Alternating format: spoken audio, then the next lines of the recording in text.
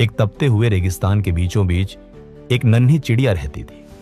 उसका जीवन दुखों का एक अंतहीन सिलसिला था। वह गंभीर रूप से बीमार थी। उसके कोमल पंख झड़ चुके थे और शरीर पर एक भी पंख नहीं बचा था। वह उड़ना तो दूर, ठीक से चल भी नहीं पाती थी। न रहने को घर, न पीने को पानी और न ही खाने को दाना।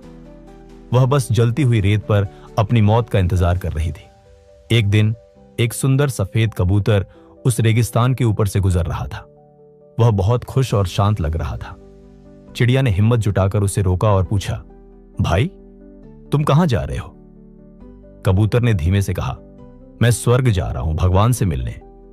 चिड़िया की आंखों में उम्मीद की एक चमक जागी।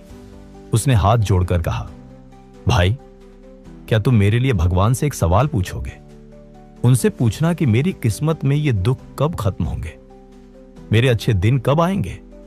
कबूतर ने उसे सांत्वना दी और उड़ गया।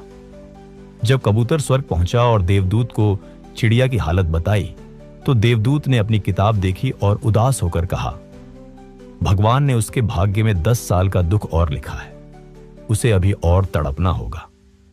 कबूतर को बहुत बुरा लगा।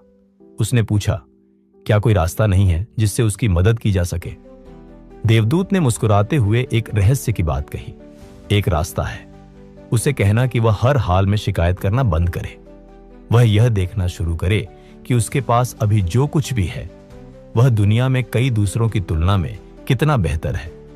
उसे बस हर पल एक ही बोलना है, हे भगवान, इस स्थिति में भी मुझे दूसरों से बेहतर रखने के लिए आपका शुक्रिया। कबूतर ने वापस आकर चिड़िया को भगवान का यह संदेश दिया। चिड़िया ने तय किया कि वह अब अपनी किस्मत को नहीं कोसेगी। जब वह दोपहर की चुभती हुई रेत पर गिरती तो वह रोती नहीं।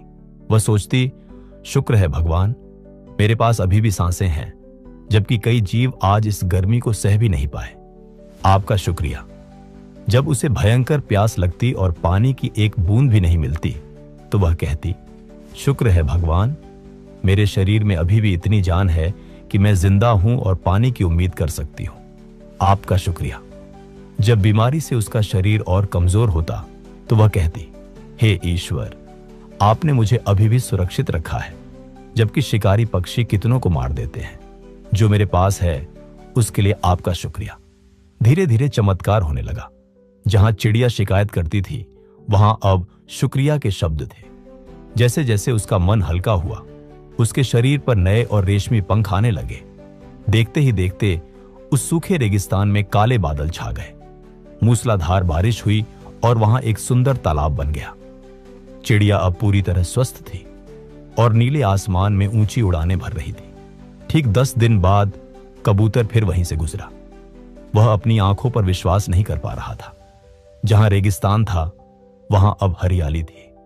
उसने तुरंत स्वर्ग जाकर देवदूत से पूछा, आपने तो कहा था उसे 10 साल तड़पना होगा, फिर यह 10 दिन में कैसे मुमकिन हुआ? देवदूत ने गंभीर आवाज में उत्तर दिया, हां, उसके भाग्य में 10 साल का दुख था, लेकिन जब उसने दूसरों की तुलना में अपनी नेमतों को देखना शुरू किया तो उसकी कृतज्ञता ने उसके कर्मों के बोझ को जला दिया। शिकायत करना जीवन को भारी बनाता है और शुक्रिया अदा करना जीवन को हल्का। उसने अपनी सोच बदलकर अपनी किस्मत बदल ली। दोस्तों, हम अक्सर यह गिनते रहते हैं कि हमारे पास क्या नहीं है, लेकिन अगर हम मुड़कर देखें तो हमारे पास जो है वह दुनिया के लाखों लोगों के लिए सिर्फ एक सपना है। आज से ही अपनी कमियों को नहीं, अपनी खूबियों को गिनना शुरू करें।